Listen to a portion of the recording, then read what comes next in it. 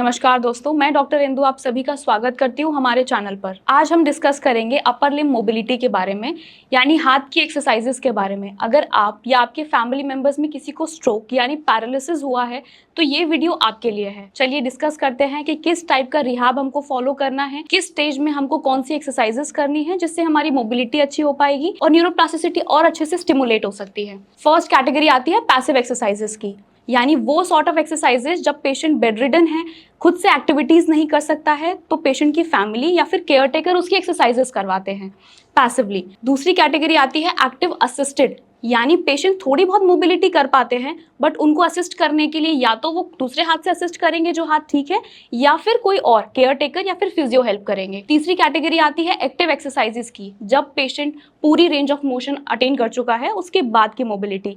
और fourth category आती है स्ट्रेंथनिंग एक्सरसाइजेस, यानी हमारी मोबिलिटी कंप्लीट हो गई है बट उसके अलावा हमको मसल्स में ताकत चाहिए ताकि हम अपनी एक्टिविटीज अच्छे फॉर्म में कर पाएंगे। तो अभी हम बात करते हैं एक्टिव असिस्टेड एक्सरसाइजेस की, यानी एक्टिव सेल्फ असिस्टेड, जो पेशेंट अपने दूसरे हैंड यानी वो हाथ जो एकदम ठीक है उसके सहारे से मोबिलिटी कर सकता है। तो शोल्डर में यूजुअली हमारी कुछ कुछ मूवमेंट्स हम लोग कर सकते हैं दूसरे हाथ का सहारा लेकर। जैसे हम लोग दूसरे हाथ से पकड़ सकते हैं उसको और ऊपर की तरफ मूव ऑन कर सकते हैं। ये मोबिलिटी बहुत इजी होती है, दूसरे हाथ से पेशेंट सहारा लेकर कर पाएगा, बट इस चीज़ में ध्यान रखेंगे कि हमारे दूसरा हाथ जो ठीक है वो अच्छे से ग्रिप बनाए और दूसरे हाथ को अच्छे तरह से ऊपर लेके जा पाए जिसमें कोहनी हमारी बेंड ना हो। नेक्स्ट मूवमेंट हमारी शोल्डर की ही आती है, जिसमें या तो हम हाथ को बाहर की तरफ से उठा सकते हैं जो अफेक्टेड लिम्ब है हमारा, या फिर हम लोग उसको मोड़कर ऊपर की तरफ उठा सकते हैं दिस वे, ताकि पेशेंट अपने ही दूसरे हाथ से इस्तेमाल करके अपनी मोबिलिटी को इनहांस कर पाए। इनिशियली हम लोग शुरू करते हैं कम रेपिटेशन से, जिससे पेशेंट में कॉन्फिडेंस आने लगे, धीरे धीरे स्ट्रेंथ या मोबिलिटी आने लगेगी, तब रेपिटेशंस और सेट्स को बढ़ाया जा सकता है। एल्बो के बारे में बात करते हैं कि एल्बो में कौन सी मोबिलिटी हम लोग कर सकते हैं। एल्बो में 3 मूवमेंट्स होती हैं यूजुअली। तो हम लोग फर्स्ट मूवमेंट हमारी, अगर हमारा हाथ या रिस्ट मूवमेंट नहीं हो रही है तो दूसरे हाथ से लेकर हम उसको टर्न करेंगे and this way we can bend the elbow. ये बहुत इजी रहता है। यूजुअली हम लोग को पेशेंट को बोला जाता है कि टेबल के ऊपर करना ज़्यादा हेल्पफुल रहेगा। उसके अलावा rotate the wrist and then bend up your elbow. The third position will be rotating the elbow fully and then.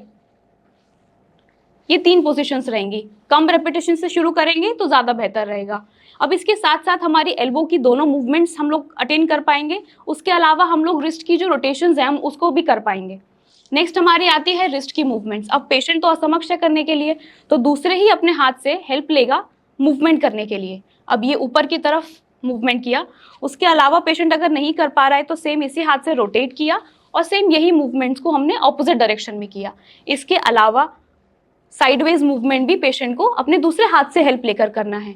Fingers की मूवमेंट के लिए असिस्टेड फॉर्म में हम लोग दूसरे हाथ से हेल्प लेंगे ताकि पेशेंट इजीली कर पाए और सारी उंगलियों की मूवमेंट भी हो पाए। ये कैटेगरी होती है एक्टिव सेल्फ असिस्टेड, जिससे हमारी न्यूरोप्लास्टिसिटी स्टिमुलेट होगी और पेशेंट बहुत इंडिपेंडेंट रहेगा अपने एक्सरसाइजेस फॉर्म में। नेक्स्ट कैटेगरी आती है हमारी एक्टिव मूवमेंट्स, जहाँ पेशेंट अपनी मूवमेंट्स खुद से कर रहा है, मोबिलिटी थोड़ा और बढ़ गई है और पेशेंट को मूवमेंट खुद से ही करनी है। तो बात करते हैं सिर्फ एक्टिव मूवमेंट्स की। यूजुअली हम लोग ये सजेस्ट करते हैं पेशेंट को कि हाथ को सामने की तरफ से ऊपर उठाएं, जिसे फ्लेक्शन बोला जाता है, shoulder flexion. We have to enhance this. छोटे रेपिटेशन से शुरू करेंगे और बड़े तक जाएंगे। सेट्स भी कम रखेंगे, उसके अलावा सेट्स को इंक्रीज करते जाएंगे जब मोबिलिटी और स्ट्रेंथ बढ़ती चली जाएगी। नेक्स्ट कैटेगरी डिस्कस करने वाले हैं एक्टिव एक्सरसाइजेस, जब पेशेंट अपनी मोबिलिटी अटेन कर चुका है, रेंज ऑफ मोशन पूरा हो चुका है अपर लिम्ब के जॉइंट्स में, उसके बाद हम कौन कौन सी एक्सरसाइजेस कर सकते हैं। इनिशियली हम लोग हाथ को आगे की तरफ से उठाने की प्रैक्टिस कर सकते हैं, जिसे हम लोग फ्लेक्शन बोलते हैं, या फिर साइड से हाथ को उठा सकते हैं, जिसे हम लोग अबडक्शन बोलते हैं। इसके अलावा पेशेंट पीछे हाथ करके भी वॉक कर सकता है, जिसे हम लोग इंटरनल रोटेशन बोलते हैं शोल्डर का। ये कुछ कुछ मोबिलिटीज एक्टिवली पेशेंट कर पाएगा।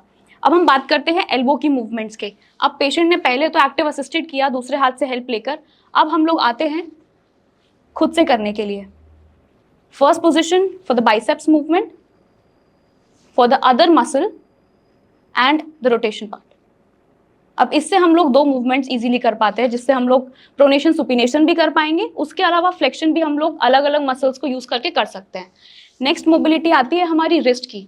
रिस्ट यूजुअली हम लोग अगर एक्टिवली करने लगे हैं, पेशेंट पैसिव एक्सरसाइजेस से हम लोग आगे बढ़ चुके हैं, रेपिटेशंस अच्छे हो रहे हैं, मोबिलिटी अच्छी आ रही है, तो हम लोग रिस्ट की एक्सरसाइजेस ऐसे कर सकते हैं। हाथ को ऊपर की तरफ उठाने की प्रैक्टिस। उसके अलावा या तो पेशेंट चाहे तो इस पोजीशन में जब हाथ बीच की तरफ है या तो आगे की तरफ और पीछे की तरफ मोबिलिटी बना के रखे, ऊपर की तरफ बना के रखे। यूजुअली क्या होता है, जो थंब की साइड होती है उस तरफ मोबिलिटी कम होती है छोटी उंगली की अपेक्षा में, तो इस चीज़ को ध्यान रखेंगे और इस चीज़ से परेशान नहीं होंगे क्योंकि वो एनाटॉमिकल सिचुएशन वैसी है हमारी। उसके अलावा रिस्ट की मूवमेंट्स आती है हमारी, हम लोग रोटेशंस कर सकते हैं या फिर फिंगर्स की मूवमेंट जिसमें हम लोग अपने फिंगर्स को खोल रहे हैं, बंद कर रहे हैं। अब हम बात करेंगे स्ट्रेंथनिंग के बारे में जिसमें हम लोग मसल्स में ताकत लाने वाले हैं। अब इसके लिए कुछ टूल्स आपको इस्तेमाल करने होंगे। घर पर जो भी टूल्स आपके अवेलेबल हैं वो आप इस्तेमाल कर सकते हैं, बट कुछ टूल्स हैं जो मैं आपको इस वीडियो में दिखाना चाहती हूँ। अगर आप अवेलेबल करवा सकते हैं उनको तो आप यूज़ कर पाएंगे। पहले शुरू करेंगे फिंगर्स से। फिंगर्स से यूजुअली हम लोगों का क्या काम होता है, खाना खाने के लिए या फिर पतली चीज़ें पकड़ना, पेन को पकड़ना, ये इस्तेमाल करना होता है हमको। तो हम लोग एक कटोरी को खाली रखेंगे और दूसरी कटोरी को हम लोग चने से या फिर राजमा से ले भर सकते हैं या मटर आप यूज़ कर सकते हो। तो हम लोग एक फिंगर से उठाकर दूसरे में ट्रांसफर कर सकते हैं। We go for second finger also and third finger also and then the last finger. तो हम लोग ये मूवमेंट कर सकते हैं पतली मूवमेंट के लिए। अलग अलग ग्रिप्स पकड़ सकते हैं, जैसे चम्मच को पकड़ना, थाली को पकड़ना, दरवाजे से डोर को खोलना, या फिर उसके अलावा बड़ी चीज़ें डंबल्स पकड़ना, या फिर घर में बहुत सारी चीज़ें ऐसी होती है जिनकी ग्रिप बहुत बड़ी और छोटी इक्वली होती है। कुछ मूवमेंट्स हम लोग लंबराइकल्स के लिए भी करते हैं, जिससे हम लोग घर में ये रबर बैंड सबको मिलता है, so we can practise with this, जिससे हम लोग स्ट्रेंथनिंग कर रहे हैं। ये बहुत इजी एक्सरसाइज होती है और ये टूल बहुत जल्दी घर में मिल जाता है, तो इजी रहेगा सबके लिए करना।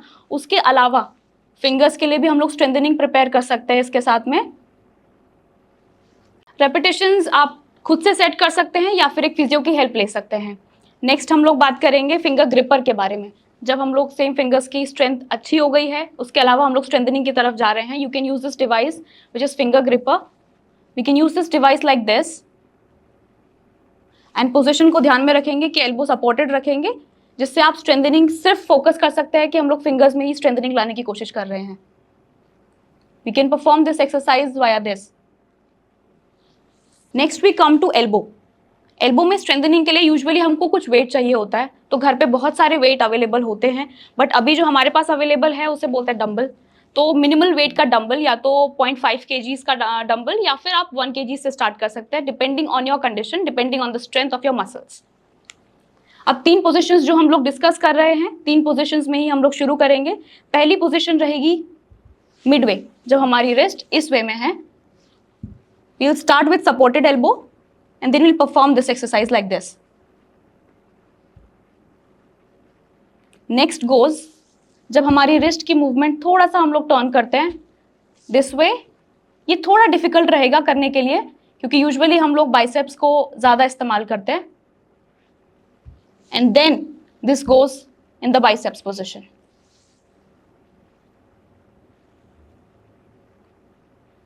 अगेन गोज, रेपिटेशंस कम से स्टार्ट करेंगे, उसके साथ साथ सेट्स को भी मॉडिफाई करते चलेंगे जैसे स्ट्रेंथनिंग आती रही। Next we come to shoulder. अब कंधे की एक्सरसाइजेस के लिए आप कोई भी वेट यूज़ कर सकते हैं, हम लोग डंबल यूज़ करने वाले हैं। एक चीज़ ध्यान रखेंगे, अगर हम लोगों ने डंबल को या फिर किसी भी वेट को इस पोजीशन में पकड़ा है तो वो ऐसे ही ऊपर जाना चाहिए, उसके अलावा ऊपर रोटेट नहीं होना चाहिए। तो आप चाहे ये पोजीशन रख सकते हैं, उसके अलावा ये पोजीशन रख सकते हैं। तो जो भी पोजीशन आपको कंफर्टेबल है इनिशियली उससे स्टार्ट करें, धीरे धीरे डिफिकल्ट पोजीशंस को भी मॉडिफाई करते चलें। This way we can go. और एल्बो हमारी एक्सटेंडेड ही रहेगी। अभी तो क्योंकि मैं बैठी हुई हूँ, आप लोग खड़े होकर भी ये वाली एक्सरसाइजेस कर सकते हैं अगर लोअर लिम्ब की मोबिलिटी अच्छी बनी हुई है और बैलेंस आप मेंटेन कर पाते हैं तो we can perform this exercises via this and the other position goes same. तो हम लोग लास्ट में ऊपर की तरफ रोटेशन हो जाता है। यूजुअली जब हम बाहर की तरफ से हाथ को उठाते हैं तो पेशेंट यूजुअली रोटेट कर देते हैं, जो हमको नहीं करना होता है। So we perform this exercise via this position. उसके अलावा या तो आप ये पोजीशन भी होल्ड कर सकते हैं अगर ये पोजीशन आपको बेटर लग रही है, या फिर दूसरी पोजीशन। ध्यान रखेंगे कि हम लोग सबसे कम वेट इस्तेमाल करेंगे कोई भी एक्सरसाइज स्टार्ट करने से पहले, क्योंकि स्ट्रेंथनिंग तभी बोलते हैं जब हम लोग मिनिमल से मैक्सिमम की तरफ जाते हैं। Next we will be discussing about internal external rotation of shoulder, तो जिसके लिए हम लोग थेराबैंड यूज़ कर रहे हैं। अगर थेराबैंड नहीं भी है आप लोगों के पास में तो इनिशिएट कोशिश करेंगे कि हम लोग बाहर की तरफ मूवमेंट करेंगे, ठीक है। थेराबैंड है तो उसके साथ भी देख लेते हैं कि एक्सरसाइजेस हम लोग कैसे कर सकते हैं। बाहर की तरफ जो अफेक्टेड लिम्ब है उसको बाहर की तरफ लेकर जाना है और दूसरा पार्ट उसको होल्ड करने का काम करेगा, उसको रोकने का और स्टेबलाइज करने का काम करेगा। Will be performing this exercise. या फिर उसके अलावा आप लोग पेशेंट को बोल सकते हैं कि पेशेंट हाथ पीछे करके ऊपर या नीचे की तरफ कर सकता है। शोल्डर रोटेटर्स के लिए भी हम लोग कुछ एक्सरसाइज करने वाले हैं। नॉर्मली आप एक्सरसाइज ऐसे भी कर सकते हैं, या फिर चाहे तो चलते समय पर अपनी बॉडी मूवमेंट्स के साथ साथ में शोल्डर की मूवमेंट भी ऐसे कर सकते हैं। उसके अलावा हम लोग डंबल भी यूज़ कर सकते हैं स्ट्रेंथनिंग की तरफ अगर हम लोग जा रहे हैं तो we can perform this exercise via this movement. Initially start करें कम रेपिटेशंस के साथ में और कम वेट के साथ में, धीरे धीरे रेपिटेशंस और सेट्स को बढ़ा सकते हैं। शोल्डर की एक्सरसाइजेस हम लोग डंबल के अलावा थेराबैंड के साथ भी कर सकते हैं। थेराबैंड को पाँव के नीचे लगाकर उसके साथ आगे की तरफ मूवमेंट करना है। रेपिटेशंस और सेट्स अपने हिसाब से आप लोग चूज़ कर सकते हैं। उसके अलावा थेराबैंड की कलर भी आप लोग खुद से चूज़ कर सकते हैं, लो रेजिस्टेंस लेना है या फिर हाई रेजिस्टेंस लेना है। सेम एक्सरसाइज जो आप आगे की तरफ से कर रहे हैं उसको बाहर की तरफ से भी उठा सकते हैं, जिससे आपकी मांसपेशियां ताकत में आएंगी और रेपिटेशंस और सेट्स को उसके अनुसार आप लोग ढाल सकते हैं। तो ये रही हमारी अपर लिम्ब मोबिलिटी की एक्सरसाइजेस, जिससे आप स्ट्रेंथनिंग भी बढ़ा सकते हैं, मोबिलिटी भी ला सकते हैं, न्यूरोप्लास्टिसिटी को इन्हांस भी कर सकते हैं। मिलेंगे हम लोग अगली वीडियो में बहुत सारी एक्सरसाइजेस लेकर, जिससे आपकी मोबिलिटी और आपकी स्ट्रेंथनिंग को हम लोग बढ़ा पाएंगे और आपकी इंप्रूवमेंट को इन्हांस कर पाएंगे, जिसके साथ साथ न्यूरोप्लास्टिसिटी भी स्टिमुलेट होगी। तब तक के लिए ध्यान रखिए, स्वस्थ रहिए और मिलते हैं अगली वीडियो में।